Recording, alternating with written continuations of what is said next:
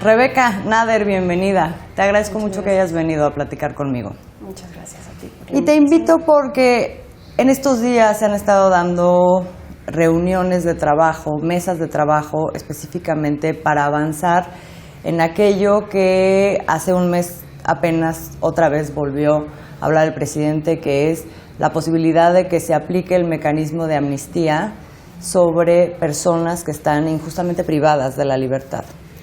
¿Cómo van esas mesas? ¿Qué es lo que están trabajando?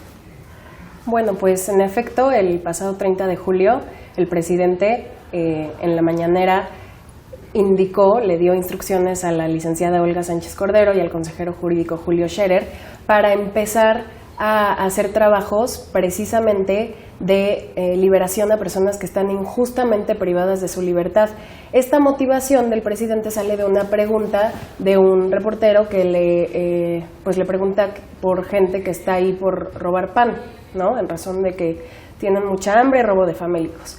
Entonces el presidente empieza a comentar, de hecho, que últimamente le han llegado muchas provocaciones de este tipo, entre ellas un expediente que habla de 3.018 mujeres privadas de su libertad injustamente y que entonces él está muy interesado en que se empiecen a hacer estas mesas de trabajo. Recientemente, de hecho esta semana, el martes me parece, se hicieron unas mesas de trabajo en la Secretaría de Gobernación en donde estuvo la senadora Malu Micher. El martes pasado. Sí, martes pasado, sí. Malu Micher y Citlali Hernández. Y bueno, otros colectivos con organizaciones no gubernamentales, exacto, feministas, de mujeres y que están en el tema de la justicia. Exacto. Y estuvieron trabajando sobre de qué va a ir se habla de una ley de amnistía, ¿no? Y cómo es que va a funcionar. Entonces, se tiene la instrucción por parte del presidente de presentarla como iniciativa preferente en el próximo periodo ordinario de sesiones, que es este 1 de septiembre, ¿no? Ahora, esto que sale de estos 300 expedientes de mujeres injustamente privadas de su libertad... 3.000. 3.000, sí, perdón. Injustamente privadas de su libertad, habla en específico de cierto tipo de delitos por los cuales ellas están en cárcel. Sí, exactamente. ¿Qué tipo de delitos? Habla de delitos cometidos contra la salud, específicamente posesión simple de drogas o para consumo personal, y habla de personas, de mujeres, que tienen ciertas características que las colocan en riesgo de vulnerabilidad. Pobres, con bajos niveles educativos, con una historia personal de trabajo marcada por la informalidad, que tienen la carga de ser las principales cuidadoras en sus casas, líderes de familia, que no tienen otros tipos de apoyos. Entonces, se habla mucho de que en este esquema ellas son empujadas por estos factores de riesgo, al mismo tiempo en el que los desequilibrios propios en los que vivimos las mujeres en esta sociedad de género las jalan a cometer este tipo de acciones como forma de trabajo o como modo de vida, porque pues el narcotráfico al final ha sido lamentablemente en la región, en Latinoamérica y el Caribe, y esto está documentado por la Comisión Interamericana de Derechos Humanos, una forma de vivir. Entonces, o sea, de alguna forma hay una serie de agravantes en el caso de las mujeres que hacen que ellas sean, digamos, víctimas de estos encarcelamientos injustos sobre lo que podría ser una situación en un hombre. Digo, porque sabemos que personas que están injustamente encarceladas hay hombres y mujeres, sí. Pero esta mesa se dedica a ver específicamente aquellos casos en donde existen agravantes que afectan de manera específica a las mujeres, como los que estás mencionando. Exactamente, sí.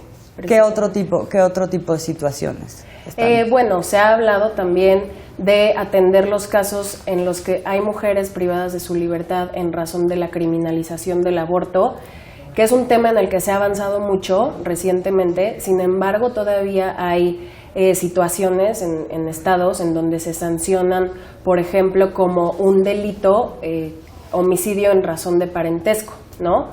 Entonces se sanciona a una mujer por cometer homicidio a un pariente consanguíneo en primer grado en línea descendente, que es pues al cometer el aborto. Como si estuviera matando a su hermano, a su hijo, a su madre. Exacto. Entonces todavía hay casos, de hecho la ONG Gire en un informe que se llama La criminalización del aborto, habla de 6 casos por lo menos. Entonces, bueno, también se habla de estos casos, entre otros, ¿no? Sobre estos también se está trabajando. O sea, pero al final entiendo que se está trabajando sobre temas en los que ahorita también de manera paralela se está intentando generar una nueva visión, incluso jurídica, sobre ciertos temas. El tema de narcóticos y el tema también del aborto, ¿no? O sea, que es una cosa que ahorita se está discutiendo. Pero me preguntaba si en este mecanismo de amnistía también van a hacer trabajos que tengan que ver con revisar expedientes de gente que está acusada de delitos, de haber cometido delitos graves, que digo, esos no están en discusión, o sea, secuestro, asesinato, etcétera, no están a discusión y sin embargo esa gente no cometió el delito, digamos. Hay muchos expedientes de los que sabemos que podrían ser revisados y que podrían tener una salida por conducto de este mecanismo. ¿Ese tipo de expedientes también se están planteando revisar? Pues, de hecho, es la idea. Con la entrada del sistema de justicia penal acusatorio y en 2016 la concretización de la Ley Nacional de Ejecución Penal, la idea es regresar a un modelo penal donde la libertad sea la regla y no la excepción. Entonces, precisamente hay en esta ley previstos varios supuestos en los que la gente, bajo ciertos criterios, pueden acceder a beneficios de libertad anticipada, por ejemplo, y hay ciertos mecanismos. Por ejemplo, hay un artículo que es el 10 transitorio de esta propia ley que habla precisamente de otorgar estos beneficios de libertad anticipada a aquellas personas que hayan robado con un valor menor de 80 veces la unidad de medida, ¿no? Entonces, pues hay estos mecanismos precisamente por esta nueva concepción, ¿no?, de un sistema penal y penitenciario basado en los derechos humanos y en la reinserción social. Y qué bueno que lo comentas, Azul, porque de hecho un tema que se me hace muy importante para esto es el tema de la reinserción social. No se trata solamente de que las personas empiecen a ser excarceladas. Claro. Tienen que pasar primero por programas intensivos de reinserción social dentro de las cárceles y también fuera, porque en muchos casos estas personas sufren mucho de no poder reintegrarse verdaderamente a la sociedad. Claro, ¿esto está contemplado dentro de los trabajos que están haciendo con este mecanismo de la amnistía?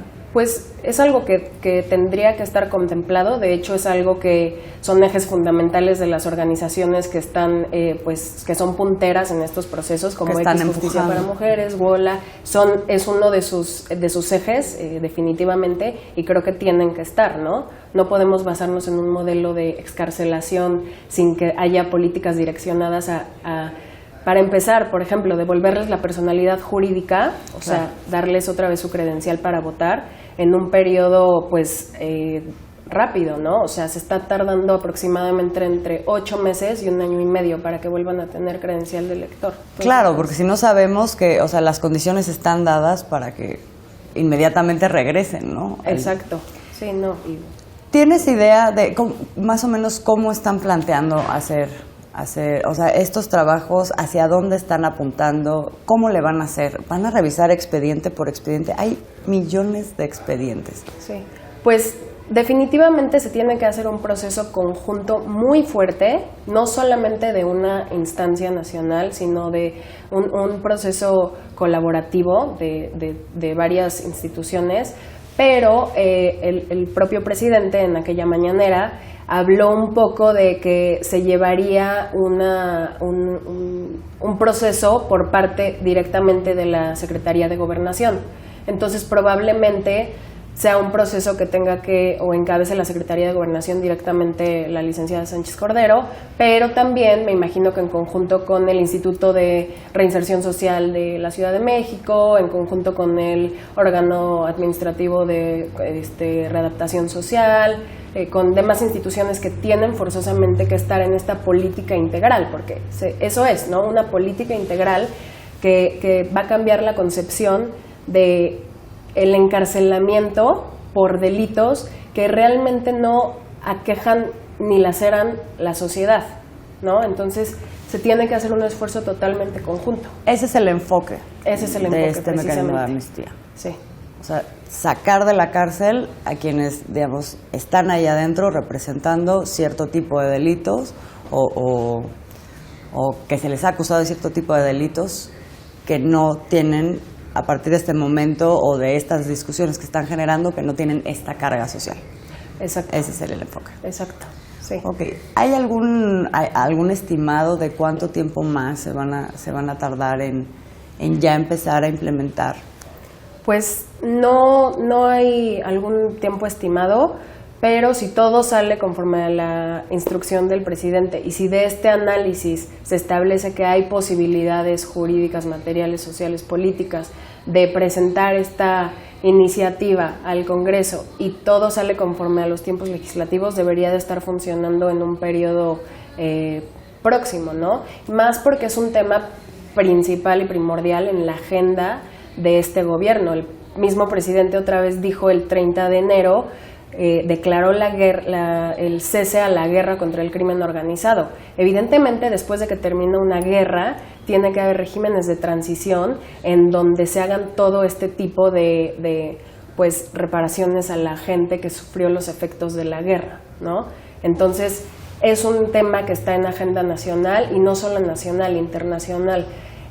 Muchos países han empezado a hacer este tipo de procedimientos, amnistías, indultos, no solo en Latinoamérica, sino también, por ejemplo, en Reino Unido, en Estados Unidos, se han hablado como de estos procedimientos y se han aplicado, y además las organizaciones internacionales como la Comisión Interamericana de Derechos Humanos, la propia Comisión de Narcóticos de la ONU, son temas que traen muy frescos y más direccionados a la aplicación de la perspectiva de género en la política de drogas, que por eso desde mi punto de vista es donde va y tiene que entrar principalmente, aparte de que bueno, esta propia política de drogas ha causado un impacto diferenciado en las mujeres, ¿no? Claro, o sea, por lo tan que solo mencionabas. Sí, perdón, de 2016 a 2018, según Documenta X, el índice de mujeres privadas de libertad por delito de drogas en el fuero común fue de un aumento de 103%, mientras que el de hombres fue de 50%.